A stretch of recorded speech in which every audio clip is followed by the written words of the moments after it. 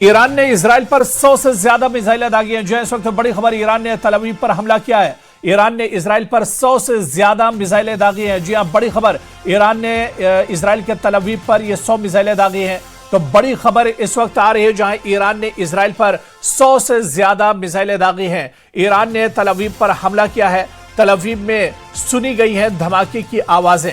तो तल अवीव से इस वक्त बड़ी खबर आ रही है जहां पर ईरान ने पलटवार किया है और ईरान ने इजराइल पर 100 से ज्यादा मिसाइलें दागी हैं। ईरान ने तल अवीव पर हमला किया है।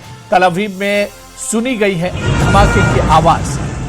तो बड़ी खबर इस वक्त आपको बता दें कि तल अवीव पर ईरान ने अब हमला कर दिया है, जहां पर ईरान की 100 मिसाइलों से एक साथ हमला किया गया है। तो तल अवीव पर अब एक तरह से ईरान ने चढ़ाई कर दी है और ये एक बड़ी कार्रवाई है। और ईरान ने इससे पहले कहा भी था कि अगर उसके वजूद पर ख़तरा आता है तो फिर मशरिक़ वस्ता को वो एक तरह से ख़त्म कर देगा, मशरिक़ वस्ता पे टारगेट करेगा और निशाना बनाएगा। और कुछ आज ऐसा ही हुआ है जब मशरिक़ वस्ता में या इजराइल के अंदर तल अवीव में अब ईरान ने जवाबी कार्रवाई की है और 100 से ज्यादा मिसाइलें ईरान की तरफ से दागी गई हैं।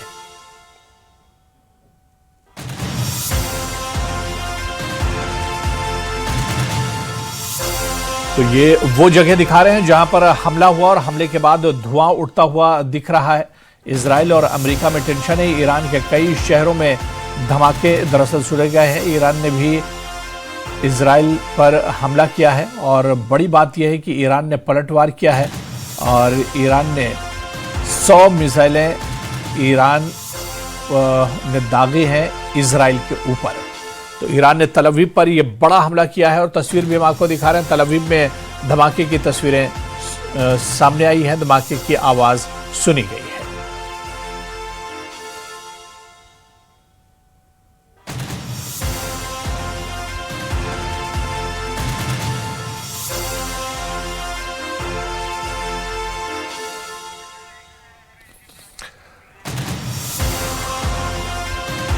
और बड़ी खबर इस वक्त आपको बता दें कि ईरान ने भी सख्त पलटवार किया है। बड़ा हमला ईरान ने तल अवीव पर किया है। इजराइल पर 100 मिसाइल तकरीबन ईरान की तरफ से दागे गए हैं तल अवीव पर। इस वक्त की बड़ी खबर आपको बता दें कि पलटवार किया है ईरान ने और ईरान ने करारा जवाबी हमला किया है तल अवीव पर। तकरीबन 100 मिसाइलें तल अवीव पर ईरान ने दागी हैं।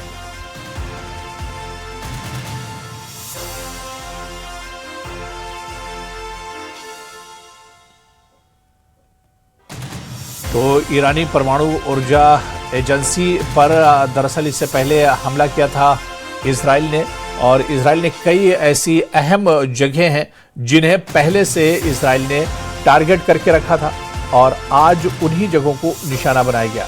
दरअसल मोसाद बहुत अहम रोल अदा करता है इस तरह के हमलों में। पहले से वो पूरा रोड मैप करता है, जासूसी की जाती है।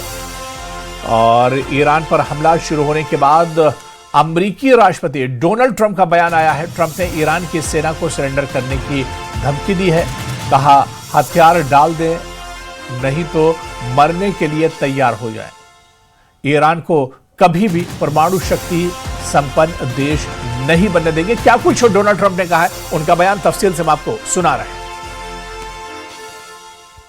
Began major combat operations in Iran.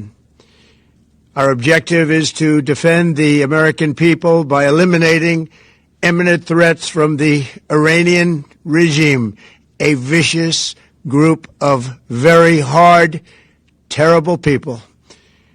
Its menacing activities directly endanger the United States, our troops, our bases overseas, and our allies throughout the world. For 47 years, the Iranian regime has chanted death to America and waged an unending campaign of bloodshed and mass murder, targeting the United States, our troops, and the innocent people in many, many countries. चाहे वो students हो या pilgrims हो या tourist हो या businessman हो। करीब 10,000 ऐसे लोग हैं भारतीय जो वहां पर रह रहे हैं। इससे पहले भी जब हालात बने थे जंग के तो इवैक्यूएशन की बात हो रही थी, लेकिन फिलहाल जिस तरह के हालात बने हैं हमारे सूत्र ये बता रहे हैं कि भारत सरकार नजर बनाए हुए है, लेकिन फिलहाल इवैक्यूएशन को लेके कोई फाइनल डिसीजन नहीं लिया गया है, क्योंकि फिलहाल वहां पर एयर स्पेस पूरी तरह से बंद है। इसी बीच 23 फरवरी को एक एडवाइजरी जारी की गई थी और आज भी एडवाइजरी जारी की गई है। पिछले एडवाइजरी में कहा गया था कि जो भी भारतीय वहां पर है वो तुरंत by available commercial means Iran तुरंत छोड़ दे, क्योंकि वहां पर रहना इस वक्त सेफ नहीं है और कोई भी नॉन रिक्वायर्ड जो ट्रैवल हो ईरान के लिए ना करें। इसी बीच लगातार ये भी खबर आ रही है हमारे पास कि फिलहाल कोई भी भारतीय के बिल्कुल अब जो सबसे बड़ा खतरा है वो जो भारतीय ईरान में रह रहे हैं उनके लिए एक बड़ा खतरा है। जिस तरह से हमारे संवाददाता शैलेंद्र वांगू बता रहे थे कि ये दरअसल खतरा इस वजह से बढ़ गया कि बंद कर दिया गया, लेकिन ईरानियन ऐप्स अभी भी वहां पर चल रही हैं जिसके जरिए जो वहां पर स्टूडेंट्स हैं वो लगातार यहां पर संपर्क में बने हुए हैं। हालांकि वहां पर डर का माहौल है, भय का माहौल है। इससे पहले भी हमने देखा था कि न सिर्फ कौम बल्कि जो अन्य इलाके हैं, तेहरान है या फिर इस्फहान है, जहां पर भारतीय स्टूडेंट्स मेडिकल की पढ़ाई करने के लिए वहां जाते हैं और पिछले दिन उनकी दुविधा यह थी कि अगर वो वापस लौट आते हैं तो उनकी पढ़ाई का क्या होगा। लेकिन ऐसे में उनकी सुरक्षा सबसे बड़ा मुद्दा है और लगातार भारत सरकार संपर्क में बनी हुई है। और हमारे पास जो रिपोर्ट्स आ रही है उसके मुताबिक किसी भी भारतीय के अभी तक किसी हताहत होने की कोई रिपोर्ट अपने सामने नहीं आई, जो कि एक राहत की बात है। लेकिन यह जरूर है कि किस तरह से इस जंग के माहौल में भारतीय नागरिकों को वहां से सुरक्षित निकाला जा सके। इससे पहले भी हमने देखा है कि भारत सरकार की तरफ से ऐसे कई मिशन ऑपरेट किए गए, चाहे यूक्रेन हो या ईरान। इससे पहले ईरान में भी ऐसा हो चुका है कि वहां से कैसे उनको सुरक्षित वापस बाहर निकाला जा सके। लेकिन फिलहाल उनकी सुरक्षा को ध्यान में रखते हुए जो भारतीय दूतावास तेहरान में है उन्होंने सभी भारतीयों से कहा था कि वो अपने डिटेल्स रजिस्टर करवाएं तेहरान में जो भारतीय एम्बेसी है उनके पास में, ताकि कभी भी अगर इवैक्यूएशन का मौका मिलता है, क्योंकि ऑलरेडी इन सब चीजों के लिए पहले से ही इस तरह की प्लानिंग्स होती हैं, इवैक्यूएशन प्लान्स पहले से तैयार रहते हैं। लेकिन फिलहाल जो वहां पर सिचुएशन डेवलप हो रही है उसको लेकर भारत सरकार लगातार नजर बनाए हुए है। हालांकि आपको यह भी याद दिला दें कि अब से 2 दिन पहले ही प्रधानमंत्री मोदी भी इजरायल गए थे और इजरायल में जिस तरह उनका रिसेप्शन हुआ था, तो ऐसे में अब सवाल ये भी खड़े हो रहे हैं कि क्या इस बारे में भी बात हुई थी प्रधानमंत्री मोदी की। जाहिर सी बात है कि इस पर भी अब निगाहें टिकी हुई हैं, क्योंकि 2-4 दिन पहले ही प्रधानमंत्री नरेंद्र मोदी इजरायल से वापस आए हैं और ऐसे में क्या इस जंग के बारे में उन्हें कोई नॉलेज था या उनके साथ कुछ चीज़ें साझा की गई थी, ये भी चीज़ें बाद में एक तरह से निकल कर आएंगी। लेकिन इस बीच बड़ा हमला किया गया है इजराइल और अमेरिका ने ईरान पर यह बड़ा हमला किया है। स्पेस बंद कर दिया गया है इजरायल में भी और ईरान में भी। कुछ लोग ऐसे भी हैं जो इजरायल से लौटना चाहते थे, वो भी इस वक्त फंसे हुए हैं। जो ईरान से लौटना चाहते थे वो भी आज की तारीख में वहां पर फ्लाइट्स ऑपरेट नहीं कर रही हैं। लेकिन इससे पहले जो एडवाइजरी जारी की गई थी भारत सरकार की तरफ से उसमें कहा गया था कि जो भी अवेलेबल कमर्शियल मींस हैं उनके जरिए तमाम जो भारतीय हैं वो खुद ही लौट आए, क्योंकि वहां पर लगातार हालात खराब हो रहे हैं। इसी बीच आपको रूबी का ये भी बता दें, जो डीजी शिपिंग है उनकी तरफ से भी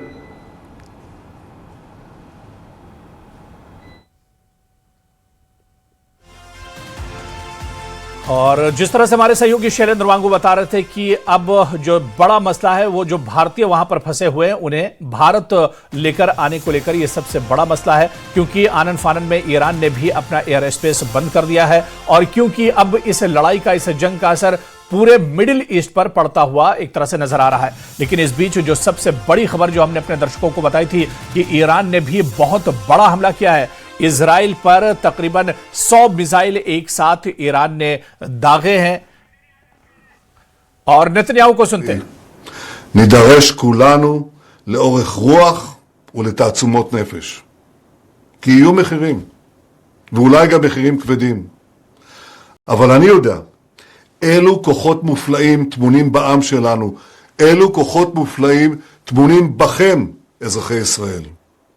מאז שהחלה מלחמת התקומה עמדנו יחד, וגם היום נעמוד יחד, בגבורה, באחוות אחים, בערבות הדדית. אני מבקש מכולכם, שמרו בקפדנות על הוראות פיקוד העורף, כי אתם כבר יודעים, ההוראות האלה מצילות חיים. צפויים לנו ימים מאתגרים. כל פעולה צבאית כרוכה בסיכון, אבל הסיכון לא לפעול גדול לאין שיעור.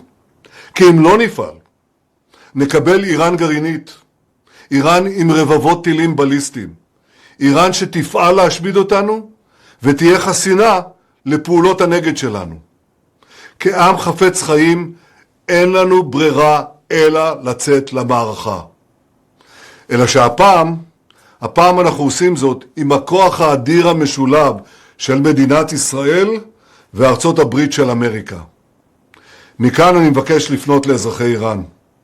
אתם אזרחי איראן, והצבא האיראני, הארטש, אתם לא האויבים שלנו, ואנחנו לא האויבים שלכם.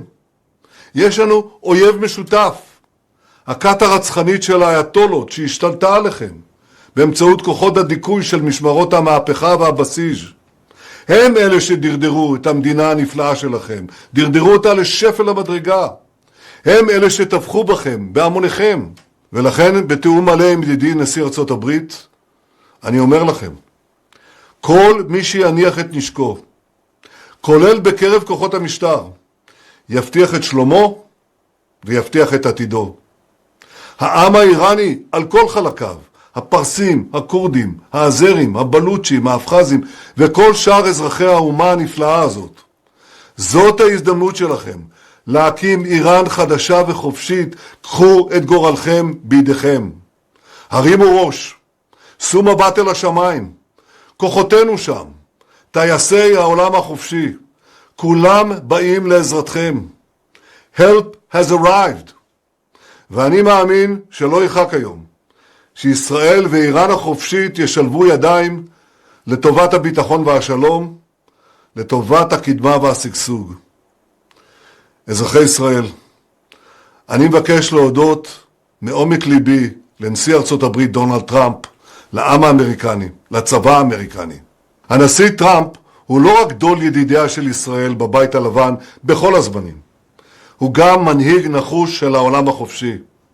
הוא משאיר מבט אל הדורות הבאים, מחליט מה טוב לאמריקה, ואחר כך פועל מתוך אחריות ואומץ.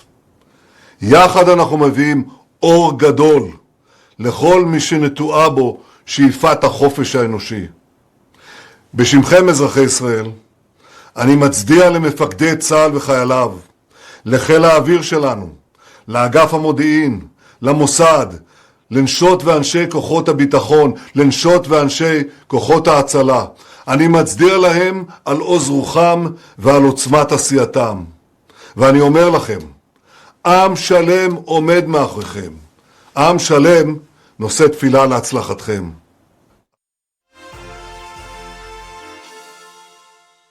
नेतन्याहू का बड़ा बयान कि अमेरिका को साथ देने के लिए धन्यवाद उन्होंने दिया है। साथ देने के लिए दोस्त ट्रंप का शुक्रिया उन्होंने कहा। ईरान की मिसाइलों को इंटरसेप्ट किया गया है, यह बड़ा बयान आया है, यानी ईरान ने भी पलटवार किया है। ईरान पर हमले के बाद नेतन्याहू का पहला बड़ा बयान कि अमेरिका को साथ देने के लिए धन्यवाद, साथ देने के लिए दोस्त ट्रंप का शुक्रिया अदा किया है। इजराइल के पीएम नेतन्याहू ने उन्होंने पहला बयान मीडिया के सामने आकर दिया है और कहा है कि ईरान पर हमला करने के लिए अमेरिका का शुक्रिया, दोस्त ट्रंप का भी शुक्रिया उन्होंने अदा किया है। तो ईरान पर हमले के बाद बेन्यामिन नेतन्याहू यानी इजराइल की तरफ से पहला बयान सामने आया है और इस हमले में शामिल होने के लिए अमेरिका का भी शुक्रिया इजराइल ने बेन्यामिन नेतन्याहू ने अदा किया है। इसके अलावा आपको बताते चलें कि ईरान की जो मिसाइल तल अवीव पर मारी गई हैं उनको लेकर बेन्यामिन नेतन्याहू ने कहा है कि इन मिसाइलों को इंटरसेप्ट किया गया है, यानी डिफेंस सिस्टम के जरिए इन मिसाइलों को मार गिराया गया है। तो अमेरिका को साथ देने के लिए धन्यवाद दिया है